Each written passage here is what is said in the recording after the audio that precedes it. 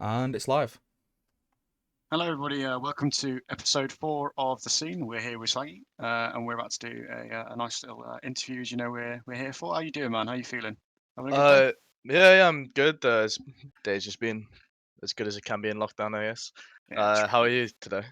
Yeah. I think I'm doing pretty good. You just got up, or have you been awake for a while? You got a good sleep schedule, or are you on that Uh, type of it lifestyle? it's half good, half bad. I got up at like 10:30. I was been Okay, studying for the past few hours. yeah, that's better. That's better than me. I think I got up like 11:30 today. It was horrible. I'm so bad with the essays and stuff like that. Keep getting my sleep schedule even worse. I haven't even playing. I can't even blame games for that anymore. So, we'll kind of get straight into the questions. Um, Recently, obviously, the Steel Series qualifiers just gone by, and you guys won that. How are you feeling after that? How did you find the whole process? Do you enjoy it? Yeah, it was good. It was fun to win, obviously. It's a good feeling always whenever you win anything. But I feel like the Saturday was more rough because we played I think we had like 9 hours of Counter Strike and two of us had COVID, so it wasn't really fun. Yeah, But on the Sunday, like we kind of just full focused on this, and we managed to get it over the line. I think we played some decent Counter Strike to win. yeah. I remember when we were talking, you said to me like you had like 2 hours sleep, and two of your teammates had COVID. I was like, you still fucking won. That's incredible. What was Yeah, that like? I mean, that must have been so hard getting people motivated to play and getting everyone hyped up. And what was that like in I the mean, it was environment? on this. It was on the Saturday, so I think we were just playing against Shuby's mix, and I remember he made a comment about our style of play or something, and I was just like, there was no style of play. It was just all of us are fully dead. It's just guys, let's go away, and just ran 5A. And they had, please, I can't be asked. That's what we're gonna do. Yeah, yeah. It Yeah, was like we were all just so dead at that point. We just wanted it to end. yeah. Wanted to get back to bed and be ready for the next day. That's fair enough. Yeah, definitely. Do you think? I mean, I think they said it was a 2-1 in that game, right? And Yeah, they it were saying was. like, they felt like it could have gone a lot better for them. I'm guessing, obviously, if that side to get close, you would have kind of focused a bit more on it instead of just holding W the whole way. Or Maybe, but at the same time, like we were all so dead, and it's just like I remember, I was meant to be calling, and our coach just had to take over because I just couldn't think. yeah, can get your brain working. I mean, Yeah, it is. I never thought like gaming could ever be that tiring, but playing like 8 hours of CS, your head is just fucking gone, mate. So I'm not surprised you're all struggling, especially calling. That must be even fucking worse, trying to get your head together with the team as well. yeah, definitely. So what was it like beating UMX then? It's kind of everyone's looking at you two guys as the top two UK teams. What's that like? Oh, I just love beating Mazza, really. Love Just putting Mazza guys in the got dirt. just got to put Mazza in his place. Yeah, of course. Make sure he knows that he's not as good as you think he is. Yeah, Keep the exactly. ego under control. Don't want him to get too big-headed already. No, it's always good to play against UMX. Like, I mean, I may not agree with how they play, but I feel like the reason why they are as good as they are is because their consistency of staying together. Like, I think that core's been together for like 2 years now. It's like I remember playing them in UK Open like 2 years ago and 16-1ing them, and now it's like they've like got to this point. Like I think that consistency's definitely helped them, and I really like seeing how they stay together. And I mean, they're upsetting some like teams in Europe, like they beat Alternate Attacks twice 2-1. It's like I think like with maybe if they bring like a little bit of experience, like just to help them like with like reviewing that demos, stuff like that, like and like they can build from their mistakes. I really think they can like continue to grow. Like they have a few young players. I think Mazza's really, really good. Obviously you got Kirk who's really talented as well. And they've got all the potential that they need. They just need to really focus on and like hone on the mistakes. Yeah, definitely. I mean, they've got a super unique style. The Fury Academy joke's been going around for fucking ages now. Bored of that one, but that kind of style of play, I can't imagine what it's like playing against. It must be a fucking nightmare to play against sometimes. Do you feel like you've got a good read on it? Like, do you feel it's quite easy Yeah, I for you mean, guys now? we Or we we've practiced against Fury a few times. So once you practice against the actual Fury, it's kind of like anybody who like tries to do the same style. It's like you know what's going on. It's like I feel like they have a lot of upset potential in like best of ones, like in qualifiers, and I think that's because they have this like unique style. So like when teams aren't ready for it, like they can go in deep runs, and they've shown it before by like qualifying. I saw them in the top 16 of like a Katowice qualifier, I think. It's like and like it's a good style to have, but I feel like what I was saying before is like they need like something else to fall back on when that's not working. So like when these like the better teams, like the better teamwork, like the more structured teams like come in and like they break apart like their style, they need like a backup like something to back and like fall back on basically. But I think like what they're doing right now is good. They just need a little bit more time to prepare. Because I know I was talking with Mazza and he's saying like their schedule's hectic. They can barely get practice in. So I understand like what's going on. And I just think like they can definitely push their game to a new level though, and I think they can definitely solidify themselves as a tier 3 team. Yeah, definitely. I mean, the amount of improvement they've had the last like six months to a year. You know, the only thing that's holding them back at the moment is them. I think. You were saying like that. Obviously, their style you kind of got a good handle on. What would you tell other people who are looking at that kind of either looking to imitate it or how to beat it? What do you think the big thing that is there? I think like a lot of playing against that style is your communication. So like they aim to like pressure like hard like they fully pressure one side of the map to create space in a different side of the map. That's like the general idea of how I see how they play.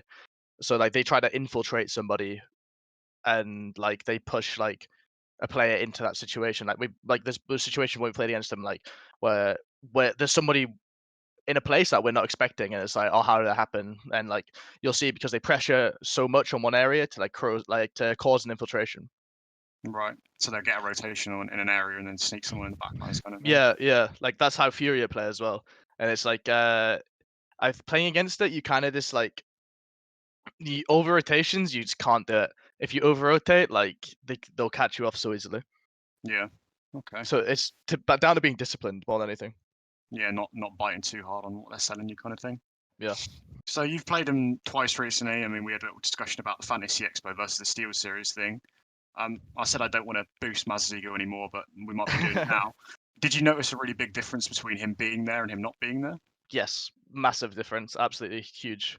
So Mazza, his impact with the AWP, I've always said this, he is a really, really good player. I've said this to him as well. I think he's the best player in that lineup, and I think it's down to the engagements he takes, and he's just like he's actually just really, really skilled with the AWP. So I think like when we played against them when they had Keen playing, obviously Keen's still a really, really good player, but he's a different style of player compared to Mazza. Yeah. So I think when we played against them when they had Keen, we kind of abused their weakness of not having like this superstar AWPer, especially. And then when we played with Mazda, like I mean, it was unlucky that they lost Nuke, for example. Like I feel like Mazda played really well on Nuke more than more than Train, especially. And Mhm. there's definitely a huge difference. I mean, if you like look at the scores as well, like the impact of Mazda is like obvious. Yeah. It's just making big plays. Is it something you reckon it's going to translate as he goes up and up and up to that kind of super aggressive style of warping, or is it? Do you think he's gonna have to change his game a bit to keep that success? I think Mazda can do it all. I think he definitely wants to learn. Like I think he definitely has the potential, and like he's skilled enough to be that aggro upper. So like he has all the components to be a passive upper as well.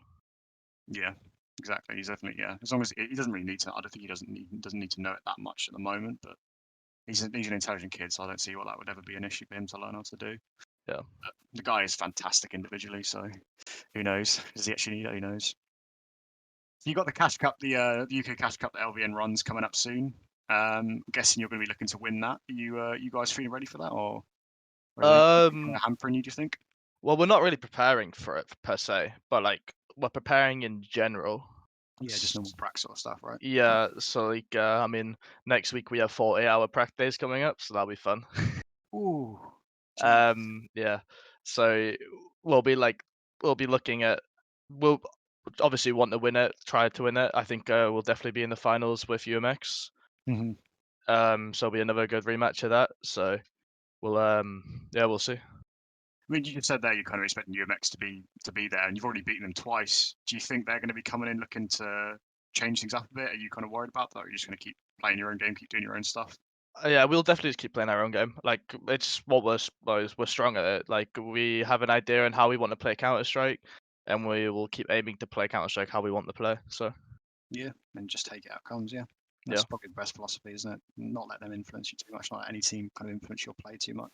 yeah. I've never really been a big advocate of like anti-striking. Like Yeah, until I you get to like that tier 1 level, I never really see it as too much of a like impact. Like because you're just gonna be focusing on their game more than your own, and like you can get in your own head, and it causes stuff like that. Like mm, I think just I in that sense like especially like here, I just wouldn't really anti-strat. I just see like there's not too much use for it. Yeah, no, I agree with you on that. I think every time I've seen other teams try to anti-strat, or we try to anti-strat other teams and like previous teams, it just fucks with your head, as you said, because you're thinking they're going to do this and then we're going to do this, and then when they don't do it, you're like, fuck, what do we do now? And it kind Yeah. of fucks you up a lot. So I agree with that. You know, anti-strat and like get to know people's tendencies from the demo, but don't rely on it too much because I think people Yeah, try and completely agree with that. complicate things too much. So you've played with CHETZ. You've been picked up by CHETZ again within the last week or 2 weeks. That's 2 weeks. Yeah, it's kind of with that Cash Cup you just played. That kind of all happened right before. How's that been then? I mean, you've obviously re-signed with them again to that organisation. You must have a pretty good relationship with the org owners and stuff like that. Are you? I'm guessing you're a big fan of those people. Yeah, I really like Colo, who owns it. Like me and Ping have known him for quite a while, and obviously we played in it before, so like we have an idea on like what he's like as a person. So it's good to be under him again. It's someone like you can actually trust, and there's nothing really shady with him. Like he's always honest with everything. He never hides anything. So it's like it's just consistency. Yeah, no, I think I've played with him a couple of times. He's a pretty straight shooting dude. So yeah, Yeah. that just doesn't come as a surprise. You just mentioned Ping there. You guys have been playing together for the entire time I've been playing. I'm pretty sure on and off. Yeah. What do you think? What do you think makes you two work so well together? I mean, is it just purely playing, or have you guys got like good chemistry going? Or what's going on there? I mean, I would say we've definitely got good chemistry. Like me and him have been good friends for a long time, and he's definitely like my other than Toten G, gotta throw out to my boy. But other than him, I'd say Ping's definitely my favorite teammate I've had, and he's like someone I get on with. Like his personality is like one of the things that like I can just get on with like really easily. He's always in a positive mood. He's trying to bring the atmosphere. Like, he's always trying to hype when like people are down, stuff like that.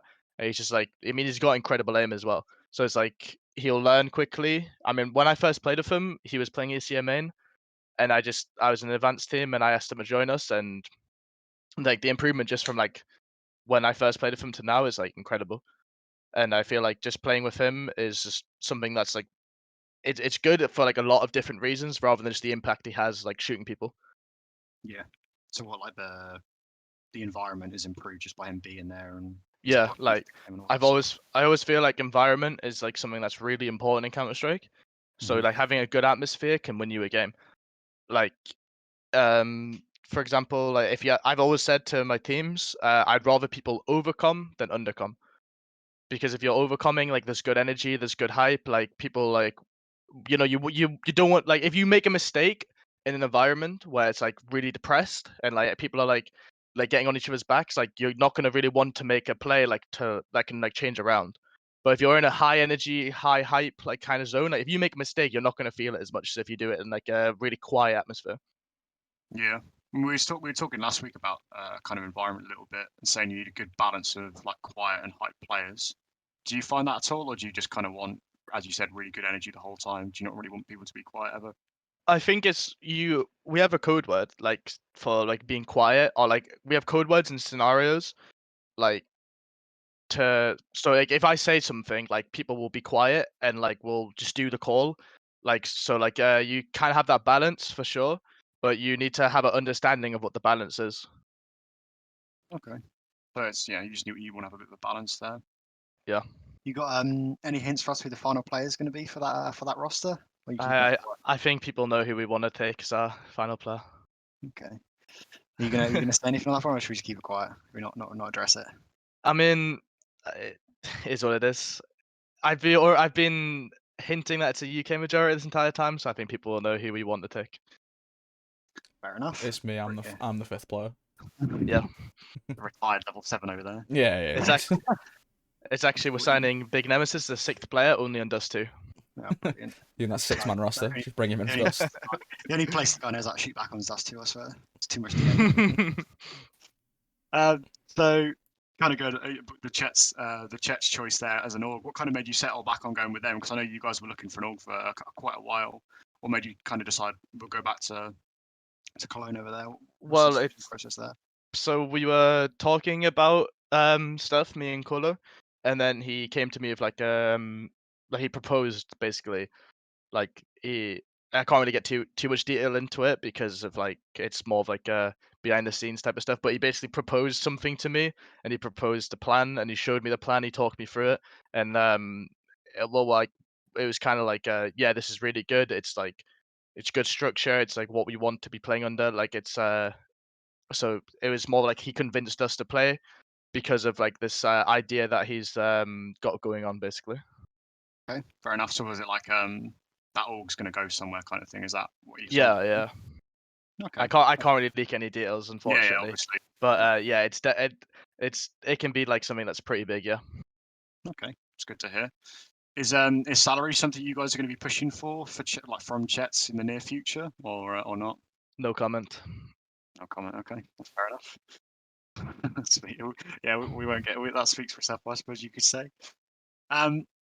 So that team, obviously, when it does finally come together, and you commit to that 5, obviously, hopefully, you stay together for a long time. What kind of goals will you set yourself? You kind of going for, I'm assuming, prems on the horizon for you guys. I mean, our goals that we've talked over aren't involved in UK Counter-Strike. Like, Yeah. yeah, we're gonna play Prem next season. Well, we're gonna finish the season obviously with our mixed team, but next season we'll be playing it for sure. We'll be playing UK events that come up, but we aren't looking to be like we aren't thinking, oh yeah, we want to be #1 UK now. Like we want to be pushing for like that top 50 HLTV, that top 30 Europe. Like we aren't. I was kind We of are. meaning, Sorry. sorry, just because MDL's been rebranded to Prem now, I believe. Oh, that's kind of what I was Our referencing. Premier. Yeah, Oh sorry. yeah, yeah. I mean, Sorry, yeah, yeah, obviously, sorry. with the 4 seasons a year now, I think like definitely next season we'll be aiming for ESC Advanced Playoffs, and then we'll be looking to build from there. But I mean, like with players like Jayzar, it's like of course like we can make like the Premier. Like we've got like the players that can like, make a difference like at any point in the game. So it's something that we're definitely going to be aiming for. Yeah. That's good to hear, yeah. And you did say that Prem wasn't really a bother for you. Is that kind of just if we can make some money there, that's great? Is that kind of how you're viewing that? I mean, the only way Prem is useful to us is if we win it. So like the goal of playing, I mean, anything we play is like obviously the goal to win it, but that is like we need to win it, or it's not useful to us, kind of Yeah. thing. It's like yeah, it's nice to make some money, but like if we want to, like make the DreamHack close qualifier invite that you get if you win that, like that's what we should be pushing for. And I think that like after a couple seasons, we can definitely like challenge Endpoint Hmm. and possibly even beat them. Like we'll see. Yeah, no, it'd be great to see someone challenge Endpoint, because I know a lot of people view them as sort of a UK, but not really UK, because we've only got 2 UK players in there. To see Yeah, that but that main standing is core going up there. the standing's Thomas. It's not like they have like a bad standing. It's like that standing's still like one of the Oh, best players who's ever played Counter Strike from the UK. It's like yeah, of course it's going to be hard, but it's like something that if we want to be up there, we need to be like aiming to beat these type of teams regularly. yeah, for sure. I think it's just a case of getting your head down and grinding it out to get to Yeah, that for point. sure. Like Yeah, it's like the thing I said about UMX. It's like UMX are as good as they are because that core has like played together for so long and they've grown together. Like it's one of the things that if you look at any team, like look at Astralis, like how long they've been together. Look at like Navi, like look at that Gambit lineup. Like I mean, 2 years ago that Gambit lineup, like they weren't anything special. They were just another Russian team. And hmm, like they stayed together, they grinded together, like they just play fundamental basic Counter Strike, and look where they are now. It's yeah, like just got it's got the stuff like basics that. down. Yeah. Yeah, and that team is incredible. I mean, half the team is like 15, 16, isn't it? Yeah, exactly. Shearer and Axel and that. They're all super young, but they've just been working their asses off, as you said, about 2 years together. Yeah, the Russian work ethic is crazy. Like everyone in Russia, 150 hours past 2 weeks. Yeah, that's true. It's crazy. I mean, I can't remember actually who I saw tweet it. I saw someone say that the kind of new generation of Russian players are nowhere near as toxic, and they're all incredible. Like there's like a new Yeah. like group of them kind of coming out on Face It, just pugging out, just trying to get as good as possible, as you said, just putting in the hours. Yeah. That scene is so strong. I mean, I can't remember how much it is now, but I did check recently. I think it's like most of the top 10 teams are, CIS Yeah. teams. Like look at Russian Dexter, teams. man. Like that guy is unbelievable. Yeah, no, there's some crazy Russians that are just insane at the game at the moment coming up. Kind of going into talking a little bit about the faces side of things. We spoke a little before the show actually started that the kind of fast track to getting into a pro team is through fpl-c, that kind of thing. Yeah. And you said you were supposed to get an invite recently. Is that something you're going to really want to work at when you get in there, or is that something you really want to push for? I mean, yes and no. Like, there's obviously benefits to getting into FPL, but there's a lot of negatives playing in FPL-C. Like, it's not a perfect hub at all. There's a lot of improvements that can be made, but I would definitely play FPL-C. Like, and if I made FPL, like, it is what it is, but you have to dedicate like a lot of time to it, and it's like, personally for me, I'd rather be putting that time into a team or into elsewhere in my life rather than just grinding pugs 24/7. It's not something Yeah. that like I'm doing recently. You know, fair enough. You don't want to, you don't want to put loads of time into that, and then your team CS kind of suffers as a result of that. Yeah. Yeah, I've heard some people say that the state of FPL-C isn't so great at the moment, and the way it's run isn't so good. Have you got any like thoughts on that, or? If I speak, I'm in big trouble. I feel like that's probably half the podcast now, so I can't say that. I can't talk about that. It's the Jose Mourinho approach, isn't it? Yeah. I speak, I'm in big trouble. I've got too much information on the inside, so we can't talk about it. That's fair enough. Well, let's steer quickly away from that topic. As you said already, you want to get Premier and you want to get top 30, top 50 HLTV. Is that kind of your roadmap in your head for the team? Is that where you want it to go? Is there anything else Yeah. you can add in, or? Well, it's like the first like step is to like you start regularly appearing on HLTV, like, and then after that, that's where once you start regularly appearing, you can get the invites, you can get all this. So it's like kind of just pushing for that first, and once you break that, like, I think like there's no really like looking back once we get our first few invites. Fair enough. But we have the structure in place, so we have an excellent manager, and like we have with players in the team who have like a lot of contacts, so it should hopefully be smooth sailing. Yeah, no, that's Hopefully you get start getting loads of invites with those people. Who's kind of got the contacts then in your team? Who's got that? I mean, our manager has a lot of contacts, and Jay Zara is like Mr. Worldwide. Mr. Worldwide. He's got his own little black book, has he? Yeah. God, we're bringing up Black Book now, aren't we? That's not a good idea. You got a little question you wanted to ask there, Harky, then that coming in from the chat a little bit. Well, we're going to leave these for the Q&As. We'll hopefully have some more questions come in. I did have some questions I wanted to ask you myself, obviously. Just going back a little bit, I mean, you were talking, kind of about mindset and how players act and environment, and obviously you've been in IGL for some time. I mean, how do you, tackle someone head on? I know we've all had that kind of game where someone goes a bit emo. And so would you say IGLing really is, for you, it's as much as managing, your individual players as it is calling tactically, or how do you go about doing that? I'd say it's actually more important than the tactical side of the game. Right now, the way Counter-Strike is played, like the tactical side of the game isn't like huge in depth. It's like a lot more fundamental basics. So managing your players and like keeping them in the game almost is like one of the most important parts of it. Is that why would that go towards your relationship for you? Like I said there, you and Ping obviously got quite a good little partnership. Yeah, going. like, so I've very, very rarely seen Ping tilt in the past 2 years. Very, very rarely. Would you say that's kind of like an absolute necessity to reach to the top level? Because you guys obviously have big aspirations, and it doesn't seem like unlikely that you guys can reach them. So would you say that's going to be a big factor going forward of how you guys are going to be able to do that? I mean, I would say that his mental, like, so you've got different types of players. There's a lot of players who are emotional players, and there's a lot of players who are like Ping, who just don't care. So like, you need to have a right balance on a team, and you can't have too many emotional personalities in the same team. Otherwise, like, because if you have like everyone on the team is emotional, like one guy tilts, the team's gone. Like, you need to have a good balance, and you need to have players who can pick players up. Yeah. So Ping is a player like who he can notice when a player is down, and he can pick them up and bring them back into the game.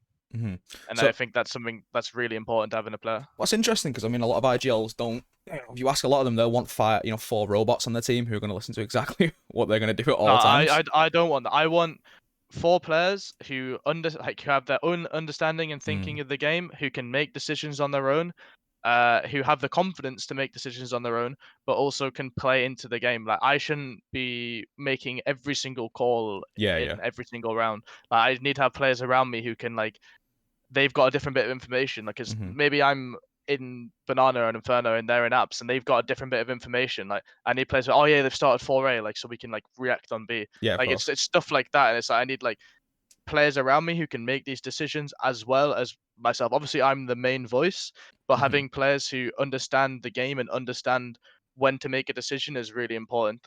Mm. So currently, obviously, you would say your style's you're more of a guiding hand than an iron fist. Let's do everything my way. Yeah, So does anyone else definitely. in that current roster, are they calling a lot as alongside you, or when you die, you getting a second caller in there, or what's the situation with that? Jane brings a lot of ideas. Mm-hmm. He has a lot of impact mid round. Is that I no? Go I on, would say sorry. Jazar has a lot. Jazar has a lot of impact as well, but I think that's because of their experience. Yeah. Does that also go with off the server as well? I mean, are you guys planning out together, or is it mostly kind of No, it's me and the coach off the server. right? Brilliant, brilliant. Right, I'll kind of let you take back over those. Was just some I thought I would to Yeah, get in his head a little bit there. it's so good to talk about that kind of stuff, that really specific kind of Mhm. view model. So that mid round calling, is it just like stuff that you need to react off kind of quickly? Is that the kind of stuff they kind of Yeah. feed into?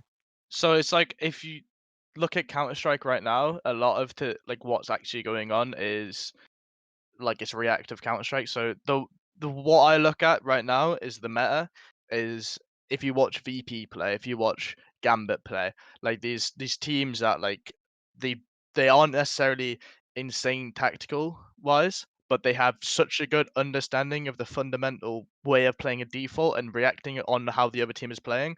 That's what is really impactful in the meta. And that's why CIS teams are as good as they are because they have 5 players, all individuals who are incredibly good at aiming, and then they have players who understand the decision making and the calls to make.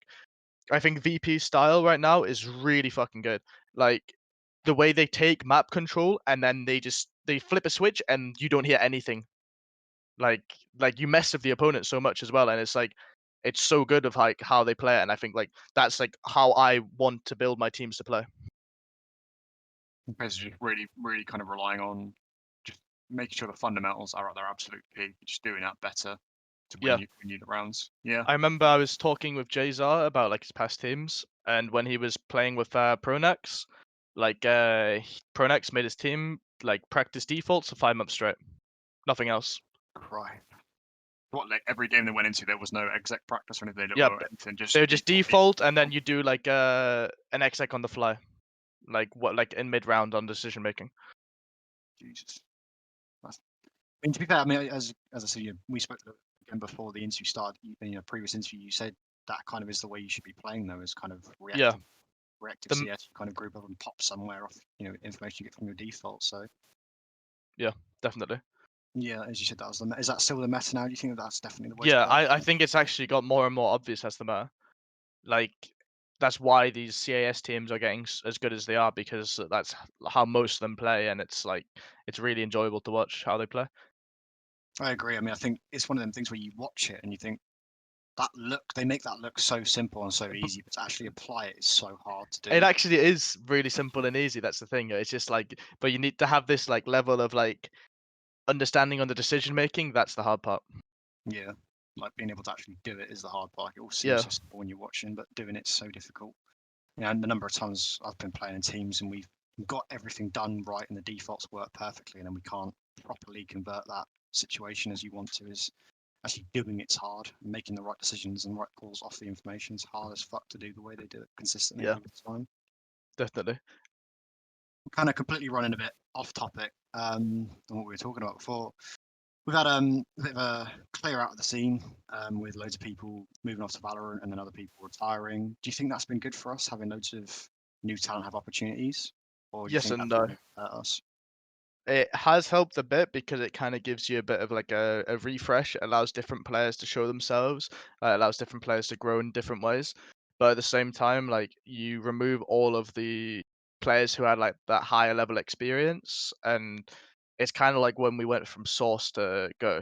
Like we lost all those players who had the experience, and there's nobody to really help out as much in like building a new player. Obviously, like we've still got some players, but I wouldn't say it's near as enough as like what it could have been. You think we've lost a lot of understanding of the game, kind Yeah, of thing? Okay. So yeah, like we'll go specifically on that point, the experience side of things. Like who do you think is actually still here, still about that can really impart useful information? Who's got that experience? I mean it's just like a general. like players. So like obviously you got like players like Adam and Mezzi and Max who are like really good at like helping players out. But I'd say like it's more like when you're taking like that player onto a team who maybe isn't experienced or isn't as like developed, and that's where like other scenes are ahead of us. Like if you look at like Sweden or Denmark, they have like a general hierarchy of where a player goes before like he signs to the next team.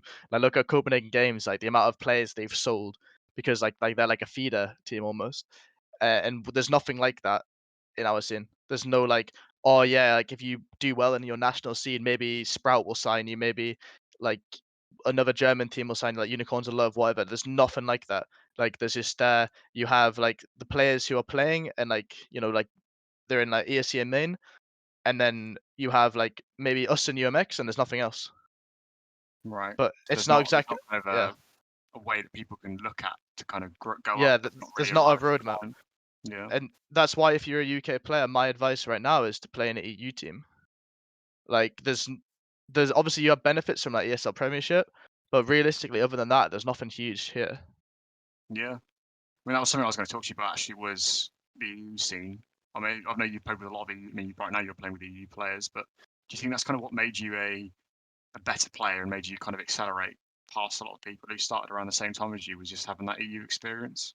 I'd say it definitely helps. Yeah, like the best teams I've played on, like I mean, the best lineup I played on was the one with Parman, Sturzig, Fuzi, and Chanky, and it was like you have so many different players from different scenes, like bringing in different ideas, and it's like the skill level was incredible, but like obviously like that kind of failed because we couldn't find an organization and everyone went everywhere else. So it's unfortunate that happened, but it is what it is, and you got to learn from like all the players you play with, and I think it definitely made me a better player. Definitely gave me a better understanding as like how to build a team. Yeah, I think playing with those kind of like playing with EU players will gives you a more rounded approach and a rounded style of like the game. Because I feel like everyone who plays UK, other than UMX who play like that super aggressive style, everyone in the UK tries to play Yeah, same kind of style, but because they don't have the experience of playing in EU teams. I don't think there's a lot of teams that kind of buck that trend, who kind of go, have that experience like you guys have had with the EU players, and come in and have a lot more depth in their playbook. Like, if this style of CS isn't working, we can do this one, or we I can do this one. wouldn't I wouldn't say that UK teams have a bad style of playing. It's just it's more down to the decision making that they make and how they do it. I feel like when you play against most of them, like it's kind of obvious what's going to happen most of the time. So I think like it's more just they need to improve their decision making, most players. But like that's like even the same for me. Like even my decision making is pretty poor right now. Like and like that's what my main thing to improve is. You're reacting off calls, or like sorry, reacting off Reacting fan off info, information, just or like yeah, so it's like I'm trying to like think of like a style. Say like if we know they're taking let's say we're playing overpass and we know they're taking B short heavy if the AWP. Like it's just like stuff like okay, then the A player should instantly take long. They know they're gonna have like very little resistance there. Like it's just stuff like that like those reactions that you need to think of like in the second, and it's like you need to be doing that all the time. And what do you think that as you said yourself, that's something you struggle with? Do you think that's just struggling to compute all of that, or are you making the wrong decisions? What's limiting you there? Yeah, I'd say like not reacting fast enough. Right. So by the time you kind of feed it back, you kind of miss the Like window. they've repositioned and you're kind of Mhm. like you've missed the opportunity. Yeah. Yeah, fair enough. So the kind of we were just talking about styles nationally, internationally. Do you think that kind of stems from IGLs and from coaches? Do you think that's what feeds down to people? Do you think that's where that Yeah, comes for from, or do you sure. think that's just individually? So like in Denmark, you've got like all these players who've learned from Hunden. Like Hmm. in Germany, you've got a bunch of players who've learned from Crystal. Like it's the same in like most scenes. Like they'll have like a general understanding because like one player has such a huge impact over their scene. While like in the UK, like you've never really had any strong IGLs until like recently.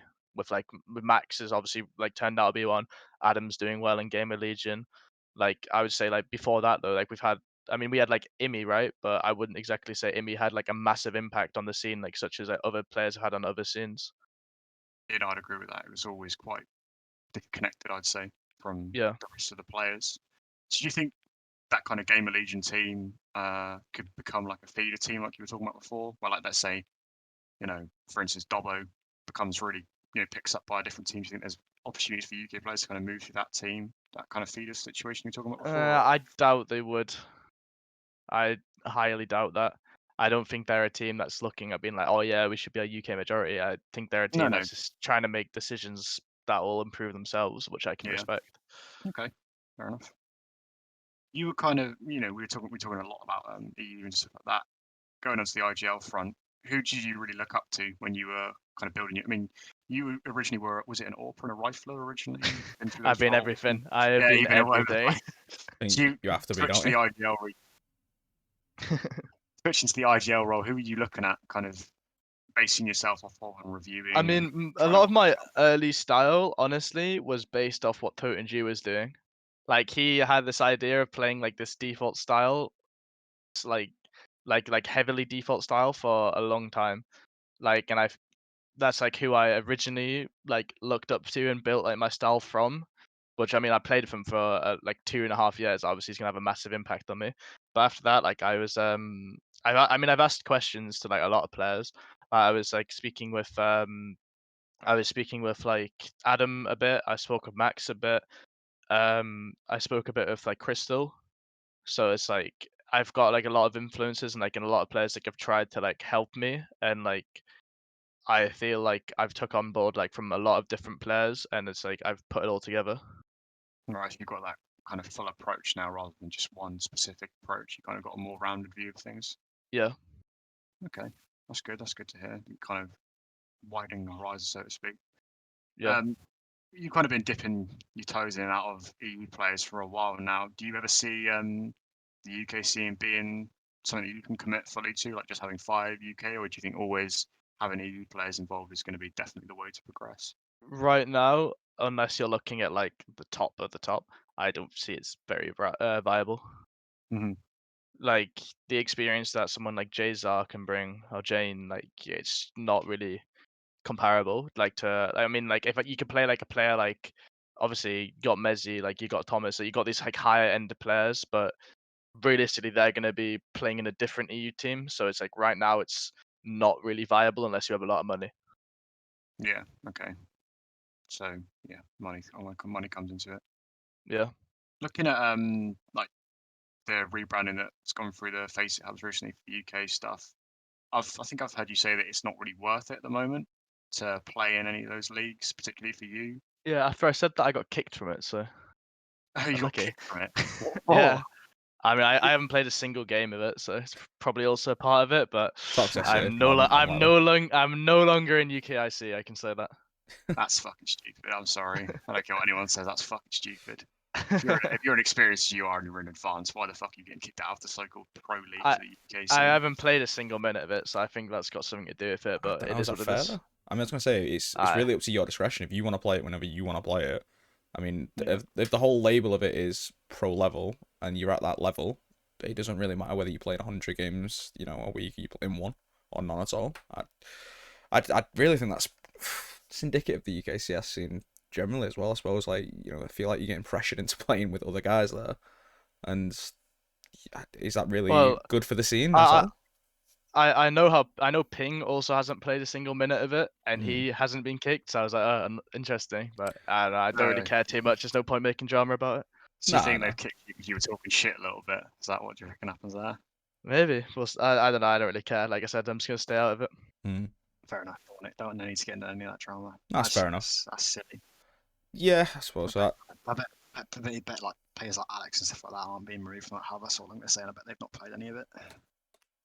But whatever. So you haven't really. I mean, one of the questions I was gonna ask you was, do you think it's worth playing? What's the thoughts on it? If you've not played it, then we'll probably skip that one. Yeah. Yeah, fair enough. So talking about the other game, Valorant. Of course, we're going to bring that one up. I kind of viewed everyone in main plus or advanced as in like the absolute perfect position to move into Valorant and go and get a pro contract and earn crap loads of money playing in a new game. What was the reason for you that you just didn't go? Why did you not want to kind of go across to that game? the game is boring as fuck. Like, there's nothing enough. else to say. Like, Yeah. it's really, really slow, and I agree with that. I mean, I just don't like the idea of the agents. I feel like Mm. Counter Strike is such a simple premise. Like, anybody can watch Counter Strike and kind of understand what's going on. And I feel like Valorant is just like, it doesn't have that same appeal to me. It's not Are like you it's not something that's so simple that can be built into something complex. are you trying to tell me somebody getting a rocket launcher out and fucking rocket boosting down mid to then get a triple kill without actually aiming at someone's head? That's not simple. I mean, that's you know what I mean. That's what everyone wants to see, really. Seems It's fair the to me. game's so dumb. Like I enjoy Valorant, but it is compared to CS, like it's so broken. Like you in CS, the better player is always going to win his duels. Where in Valorant, it's like, right, brilliant. Just going to throw a force field out. I'm going to just shoot some energy out of my eyes.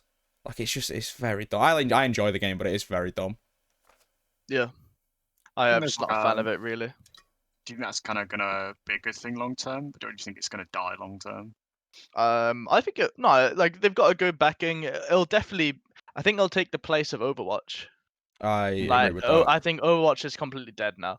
So it'll Yeah. just, the thing is that hurts, like, people think Valorant has hurt the Counter Strike scene, but I think the thing that's really, really hurt the Counter Strike scene is COVID. Like, Totally agree with that. because it's making organizations choose between Valorant and CS:GO and what they can afford to invest in. While once I feel the global economy returns to normal, whenever that may be, that's when a lot of organizations will start reinvesting in CS:GO when the lands are viable, when they can have like this huge sponsorship deals because like it's getting streamed in front of like millions of people like live, like in person. I feel like that is a massive factor. It's not just his Valorant killing CS:GO. It's Hmm. that organizations have to choose between because of the current environment. Especially all the big money that comes from NA teams. That Yeah, I think they've just put that most of that into Valorant. Most of those organizations. yeah. Especially at Because the moment. CS is in Europe right now. Yeah. I'll be really interested to see what it's like on LAN events though, because Valorant's not really been played on LAN events except Not for yet, no.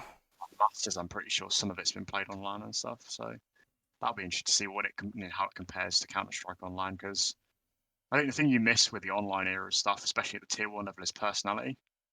Like you don't get any of that. Those personalities making that not even intentional content stuff, but the online hype and stuff like that. Just not having that, I feel like has made CS a lot more boring to watch. Yeah, I agree. You don't have that that energy that comes with someone winning a 1v4 But online and the whole stadium also, is fucking mental. You don't have that what I anymore. really enjoy about this online period is it allows new teams to emerge, because before, like, it was kind of like an exclusivity club. So like LANs, like the same teams would be invited. Like there'd be like maybe one spot for an open qualifier. Then if you look at the closed qualifier of that, it's the same teams invited anyway. So right now has been a massive shift in who is where. Like, and I feel like if LANs were like keep happening, maybe you wouldn't even see Endpoint in Pro League, stuff like that. Mm-hmm. I feel like it's definitely gives certain teams an edge to overthrow like the old guard. Do you And think you guys come that into that? You think you guys are one of the no, beneficiaries? I mean, I think we've definitely benefited from the online era because it honestly, it's improved our prac. Yeah. Like before, like these top teams, they wouldn't really prac as much, and now like we can prac against them regularly because of it. I believe. Mm-hmm. I mean, are you excited to get back on Uh, the lands yourself, or? uh, I mean, yeah, it's always nice to play lands, but I just want what my first goal is right now Mm-hmm. is to play an international LAN. That is like my International. next personal goal. Yeah. Mm-hmm. Well, to be I do honest, think it's. I was just gonna I say do think it's a big the way you guys shame. are going, yeah, it looks like Go on. You go. on You that go. You go. online era What- podcast. This as well. Speaking over each other. No, I was just Yeah. gonna say, you guys looking at the way you guys have been just coming up, and you know the progression you guys are making, it does look like it's not something out of reach. And obviously you did speak there, like how you guys are gonna go about doing it. So it'd be interesting to see how you guys are gonna go about doing that in the next couple months to next year. Yeah. Sorry, Connor, you can continue there. I was going to say, I just remember fucking ages now when that original VP lineup was just dog shit for like a year and a half or something stupid. Or even Cloud9, like a year Ridiculous, ago. yeah. We were getting invited to massive events and just last place every time. Kept performing absolute trash. Yeah. Because of that brand power, they would always get invited back to the various lands. Yeah. Exactly. Bottom every time. Meanwhile, like here, like there's been a lot more like room for these new teams, or like maybe not as known teams, to grow, and like it's something that's allowed Gambit to get where they are. I'd say Endpoint has definitely benefited from it. Like, there's a lot of teams like that who are like showing a lot of upset potential, which is it's really good to see that like the freshness of everything. I do think it's crazy. Like, I never would have ever expected Endpoint to be playing like Astralis like they have done recently. Like watching that was like mental to me. Like Yeah. suddenly that team's had that opportunity to play against one of the best teams in the world. Yeah. Arguably the best team in the world at the moment. So that's a good question actually. Tier one. Who do you think the best team in the world is right now? So that's quite a hard question to answer. Gambit. Gambit, really? Okay. Really? Gambit or VP. Yeah, I was about to say I thought VP would have been your answer. Yeah, I know Gambit are ranked higher than VP in the rankings right now, though. Is that just that kind of what sways your mind? You think? Yeah, I think so. Obviously, you have Navi, who are really good, but like I wouldn't say Navi are the best team. They have the best player in the world, but they aren't Yeah. the best team. Well, they're Like fucking inconsistent as well. yeah, and it's the same. You can speak about Vitality. Vitality, they're not exactly the best team, but they have Zywu. I'd say if you look at like the fundamentals and how teams play, I'm definitely a Gambit or VP, but you can't say like Astralis aren't up there with like their insane level of like protocols and just how they react to everything. They just know what's going on at all times. Yeah, I think with the CIS teams, especially Vertifro and Gambit, it's literally just a throw up on someone being slightly better or someone reacting slightly better on the day is what's going to make the difference between those Yeah, two and teams. obviously like you got Shiro as well on Gambit, who I feel like is just incredible, and Axile is so good. Yeah, they're both definition of super talents. They're both like 15 or 16 as well, and they're that I good. think Shiro's like 18 and Axile's like 21. Oh, really? I thought they were like Oh no, younger. Axile is 18 and Shiro's 19. There you go. Hold on, I thought they were like 16. Damn. Yeah, crazy stuff. I mean, kind of going on a similar vein, I think the Vitalities and the Navis of the world have the ability to be the best team in the world on a given day, but they can't do it consistently, which I think is a shame. Yeah, I That mean, Navi team should be the best team in the world. They should be 100%, but they just can't do it. They can't consistently do it, which I think is such a yeah. shame. Well, they are ranked the best team in the world right now, Yeah, but but they're not. I don't think are they? I feel like there's a lot of dependence on Simple and Electronic. Yeah, exactly. Like if they don't, one of them doesn't turn up, then you've got issues, haven't you, on the day? Yeah, I feel like Virtus Pro or Gambit going into that series, I think they're a would be lot more consistent overall yeah, of every player on the team. yeah. Like I'd say like a 60-40 thing where I'd bet on either Virtus Pro or Gambit to beat Navi. I'd go 60-40 at least for them to beat Navi, Yeah, just because they're not consistent at all with it. definitely I agree. Going on to more of a personal side of things. How have you found doing university alongside being super competitive with CS? I mean, what's that work-life balance like for you? How have you found it? I've never struggled with it. I know a lot of people do, but it's not really something that's ever it's like made me struggle. I mean, like I had my midterms last January, and I thought it was like fine and everything, even though I've been putting a lot of like time into Counter Strike. So I think I'm balancing quite well, and yeah, it's not something that is a huge issue currently. And what are you actually doing? What are you studying alongside of it? I'm studying computer science at the University of York. Just an easy degree then, not much. Yeah, yeah, no Yeah, yeah. problem. Not easy, light work. Do a couple Yeah. hours up for CS, you're easy, mate. Passing you. Fucking hell, computer science. That's a lot of math stuff, huh? Yeah, it is. It doesn't surprise me you become an IGL with computer science. I'm not gonna lie. It's got that analytical brains coming. They've got to be that, isn't it? Yeah, I mean it is what it is, but I'm not struggling, and I think I'm thriving in both currently, so it's all good. I do think that's definitely a work ethic thing. Like if someone can do well in one, they're probably gonna be doing well in both, kind of thing. It's the way I Yeah, see it. it's just you need to understand like how to balance properly, and if you have like a schedule, like, and you keep it between the schedule, like it's kind of hard to go wrong. Yeah, I mean, I saw. I think it was a bit of a controversial player, but I think I saw Freakazoid say something that he always liked seeing someone who was really committed to something else outside of CS and could work hard in that because those were always the best players. Like Yeah, someone who's like super into their studying. So I think Elise is like a Victorian or something like that, whether that is in America or like people who are super into training and stuff like physical training, like Blame F would be a perfect example of that. Finds those people that are willing to work super hard on one thing are probably going to be able to work super hard in CS. And I think those two players are the perfect examples of people that are just grinders. You know, they're going to work super hard on whatever's in front of them. So Yeah, for the fact sure. that you're doing so well, and you have to say that's a pretty good sign on your work ethic for that. Yeah, it's the same with like I remember like I was speaking of Mezzi about it because Mezzi was just finished his degree last year, and I was like asking him like what he does and stuff, and it's like I feel like people who can like fully commit to something, like they don't struggle with like committing to 2 or 3 things at the same time. Like they understand like what to do and how to balance. So I think it's definitely a mindset thing. And like once you get into the right mindset, it's like you can realistically achieve like anything simultaneously, in my opinion.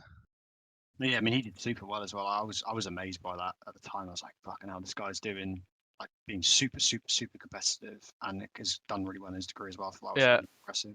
doesn't surprise me at all, just the type of person he is. Yeah, exactly. That's what I mean. Like, if those, you know, if you can work really hard in both at once, to me, that tells you that that person's going somewhere. So the fact that you're doing the same thing, I think, is a really good sign for you. Yeah. And we were talking a little bit before about you said that a team with like Fuzzy and some other EU players was like the team that you thought was going to be the best. Is that the team you thought was going to be like the peak? Do you think that was the most skilled team you ever played for? If you discount the current one, yes. So that peak, I think we had the right rules and we had the right players and we had an incredible level of skill. If we had maybe a coach at the time and an organization that was willing to throw money at us, we'd have been fine.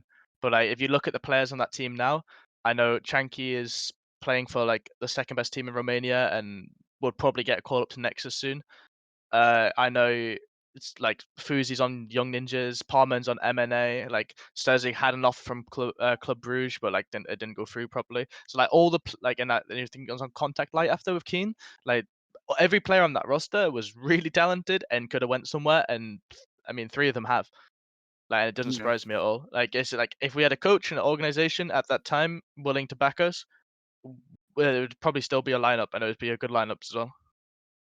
I think that kind of no one saw that opportunity there and picked that team up and gave you guys that opportunity. Yeah, It's definitely a team that it's kind of definitely a poked shame. apart. But at the end of the day, Yeah, it's like it made me grow as as a player. So it's definitely valuable experience that I don't regret anything that happened in there. fair enough. Do you see that becoming an IGL? Do you think that's a long-term role for you? Were you kind of using that as a way to get yourself up a level? Do you think Honestly, IGL is the role you're going to stick with, or are you just going to flex? if another player comes along and wants to call over me, and I think they're a better caller than me, I will let them do it. It's the same when I was AWPing. I AWPed for a while mainly because there was nobody to do it. And when someone came along who was a better AWPer than I was, I happily stood down and let them do it. Like that's just I the actual like role I prefer to be a lurker. Like that is the role that I look at and say that's what I want to do. But I'm more than happy to learn a new role and to fill while there's no good players who are good enough to do it. So it's just more the thing like there's a lack of callers right now who are wanting to do an EU project. So that's why I was willing to step up to the cause. I definitely think there's a big drought at the moment of IGLs, and I can see exactly why. I mean, at the moment, I don't know why the fuck you'd want to be an IGL other than, you know, for you as example, you've got a project already, you need a caller, you know, and you've got experience before, you know, calling's a good shout to make Yeah. it work and be as successful as you can be. But when you think it from an individual point of view, to me, it's like, why would you ever want to be an IGL? Because that's the first person that gets dropped in most of these rosters at the moment. You know, people Yeah. just look at stats all the time. I mean, I think like for like our team right now, it's like we don't really like look too much about stats and stuff like that. But it's just it's more of like a mental side of thing as well. It's like people will like if you like don't have trust from the team, like it can be really hard. And it's like once you lose the team, it's hard to like bring them like win them back and stuff like that. But I think like, I'm a strong leader, like not even just a caller. I think like I've been a captain on most of my teams. I'm a strong leader, and I think I can bring players together. So I think that's why kind of one thing leads to another in that department. Well, yeah, it's just natural leadership leads you into being a caller sort of thing. Yeah. Yeah. Okay, that makes sense. I mean, yeah, like you said, like people mentally check out from someone's leadership, then it goes down the drain, doesn't it? I mean, Carrigan being a perfect example from FaZe lineup. The moment they stopped believing him and that whole thing went to shit. That's a shame as well because Kerrigan's the best IGL ever. Oh, really? Okay. Yep. Why do you think that? Give us your thoughts there. I mean, the most easy way to put it is look at that Mouse team before Carrigan left for FaZe, and now look at them. Like, Carrigan gets the best out of every single player in a lineup. I'd It agree with that. And yeah, like he has a bit of issues of closing out games. That's like a known thing. But other than that, like he is the best IGL ever. Like look at that look at the Astralis lineup and imagine if Carrigan was coaching them. Mm. Well, that's what I was about to say. Was do you not think like that? Glaive. I 100% agree with you. He makes players fantastic compared to what they were before he got there. Do you not think he'd be better as a coach then instead of an IGL? I've had that argument before. I mean, yeah, yes and no. I think like like a coach's impact right now in the online era is different because like they can speak whenever they want, they can bring in ideas whenever they want, they can talk like but at LAN, like I would say no. Because Carrigan is a voice you want to hear during the round all the time. Because Yeah. like that he just understands the game to a different level than anybody else. Okay. I don't think his mid-round calling has been really good as well. Like especially on mouse sports, as you just said. Yeah. Like, the mid-round calling he's had and the influence he had on players like Frozen and Rops as well. I mean, Rops has played so much better since he played under Carrigan. Yeah. You know, Like whilst the issues were there. obviously you've got Glaive who's an incredible caller as well, but I'd say they're a different type of caller. Like I feel like Glaive can adapt really well and like he's really good at like just finding weaknesses. But I think Carrigan's like just reads the game differently. Like he just understands what's going on at all points. Yeah, he's very an intuitive person from Yeah. watching him play Counter Strike and watching like the kind of way he moves the team around. It just seems like he knows exactly what to call all the time almost. Yeah, Which is definitely. crazy.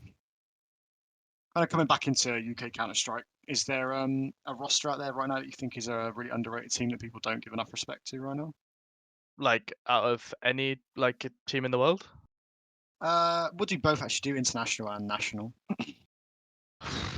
I mean, I'm gonna say Gambit again. Like I know they're ranked third in the world, but like I feel like they just don't get the same level of respect as a team like Astralis gets, or a team like even VP. You know what I mean? Like I feel like they the team that have earned it more than anybody else in the world. What do you I think think a that's lot of people gonna? Sorry, I was gonna say what. asterisk. Yeah, I was gonna say with Gambit being third at the moment, what do you think's gonna? They're not currently talked about in the same vein. It just seems like Astralis.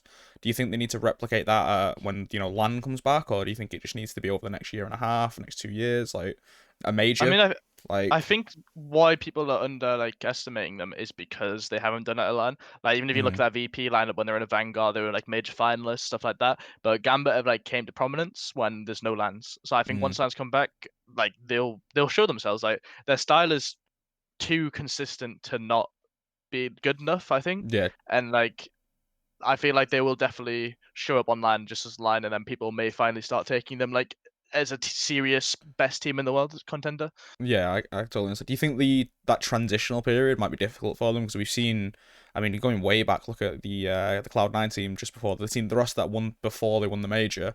I mean, online, incredibly successful. I know it's a completely different era, and it's not a direct comparison, but they were literally kind of dubbed as on massive onliners. Come to LAN, wouldn't even finish top 5 a lot of times, but they were considered a very good team. Do you think that might be a rough patch, or do you think they'll go straight in, hit the ground running, or? I think they'll hit the ground running. I remember, but yeah, it was a Copenhagen Games, might have been 2 years ago, and that was the first time I heard of this Gambit youngsters lineup, and they won the Copenhagen Games BYOC to make the main event. Jesus. And like nobody expected them to win it, and like they just won it, and like that's the first time I properly heard of them, and it was like it was because they won a LAN basically.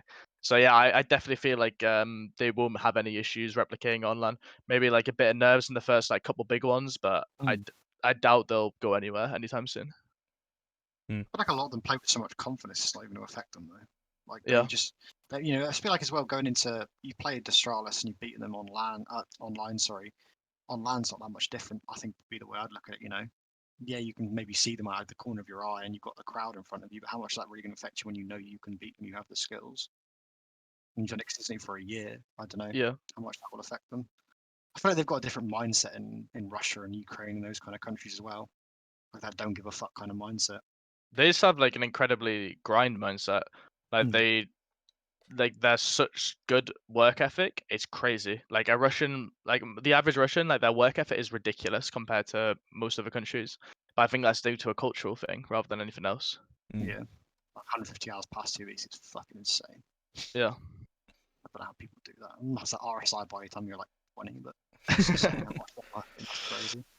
I mean, I think it'll be What interesting. about Sorry, going on with the with Gambit. I think the difference between this when they do eventually hit a LAN. I know you're saying there, how much is it going to affect you when you beat it? You can beat that team, and I think that's the difference, really, isn't it? That a lot of these teams that we've seen coming up, they crumble because they're stepping into tier 1. These guys aren't just stepping into tier 1; they're going to be competing against top 3, top 5 teams in the world, and they know they're already at that level. And I think that's way, way different from. I think we've seen how many NA teams have we seen come through on the NA scene, step to the NA tier 1 level and just crumble when it comes to lands. Yeah, I think. Sorry, Sorry, I go think on. that's something that will like. Is it extra salt? Is that what they're called? I think that's an issue they'll have. What they'll like come as like the main NA team, because I mean, if you're looking at it right now, like Liquid are in EU, Evil Geniuses are in EU, like you got all these NA teams, SA teams, like already playing in EU permanently right now. And I think extra salt of that team that like nobody really knows what's going on with them because they're in the American scene and they're just winning everything. But like they have such little competition. I think when they come to an event, I think that they won't hold up.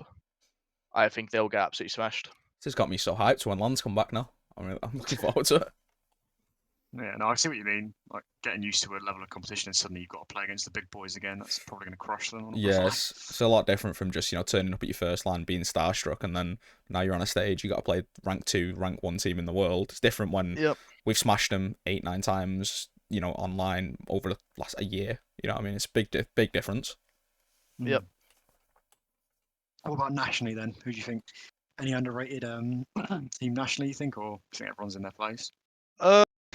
I'd say everyone's in their place. I mean, maybe the new Aura lineup with Cypher, because I think Cypher's a really good player. I think maybe they can like improve a lot, and hopefully they do make advance. But I wouldn't say there's like any standout teams like that aren't where they should be, I guess. Fair enough. But that sounds like the process is working pretty well then in terms of people progressing the way they should be. Yeah. We talked about EPS a little bit before, but how do you think that's going to go down? Endpoint winning again? Who's winning? More than likely, Endpoint will win it.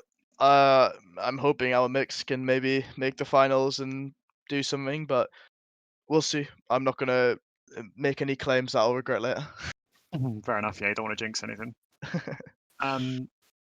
What kind of, just a bit of a random question now, what kind of games do you play? Anything else outside of CS, or is CS like your only thing and then you just get away from games? Or I'd say it's the only thing that I dedicate a lot of time to. I mean, I play like a little bit of Football Manager or FIFA or something, but not too often. My guy. Like once I'm done with CS, it's more of a I'm gonna study, I'm gonna go to sleep.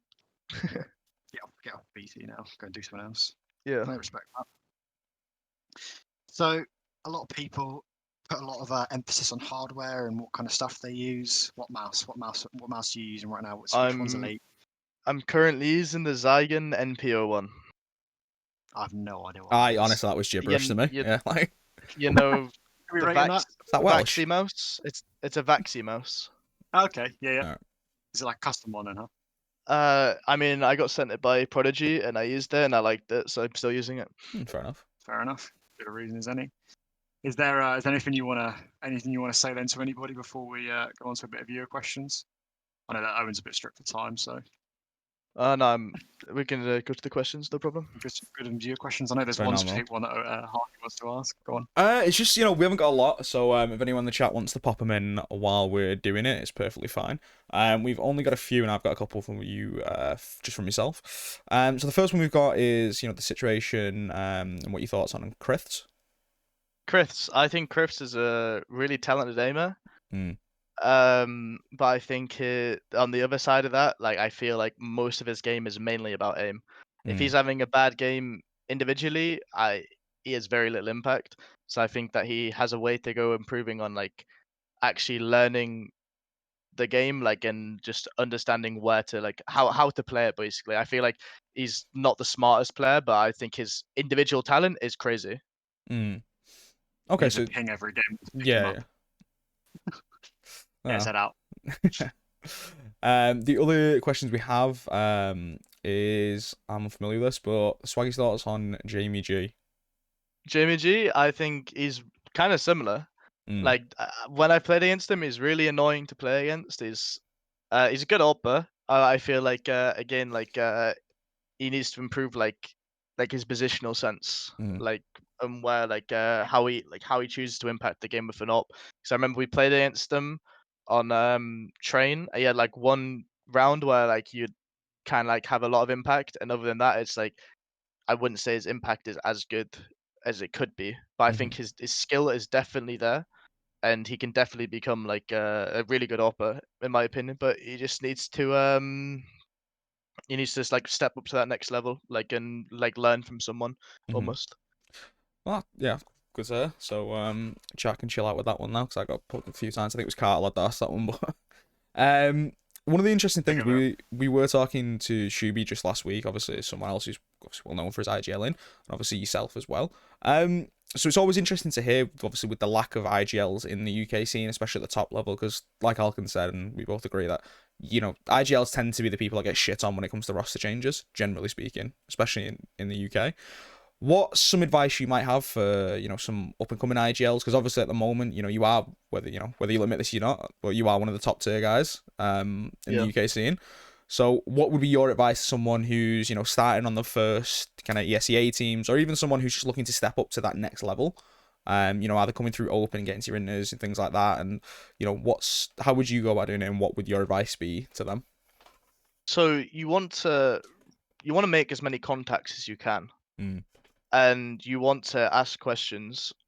So like, don't be afraid to reach out to people like me, like Whitey, like Shuby, like like Max, like these, like those people. Like look up to the people who are like above you in the pecking order, and just don't be afraid to go to them and ask questions, because 90% of the time they're gonna be willing to help you.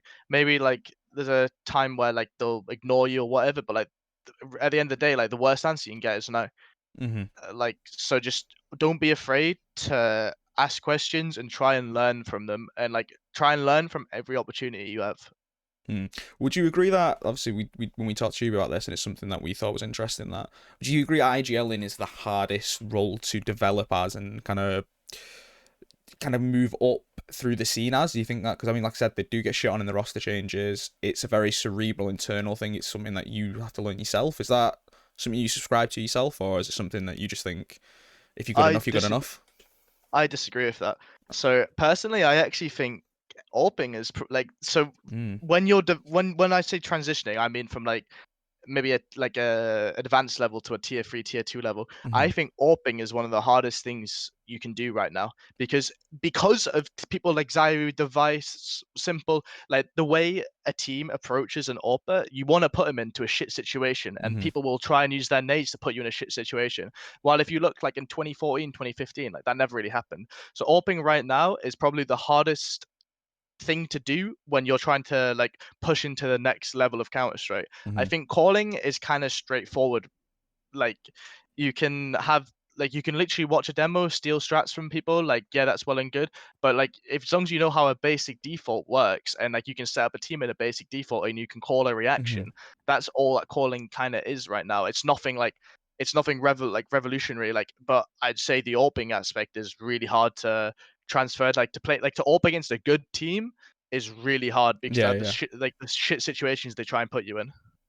That's fair enough. I mean, is that something that you guys, I mean, obviously, the way you sound like you set up there is, when you don't say you do a lot of counter-striking, it's not something you particularly like.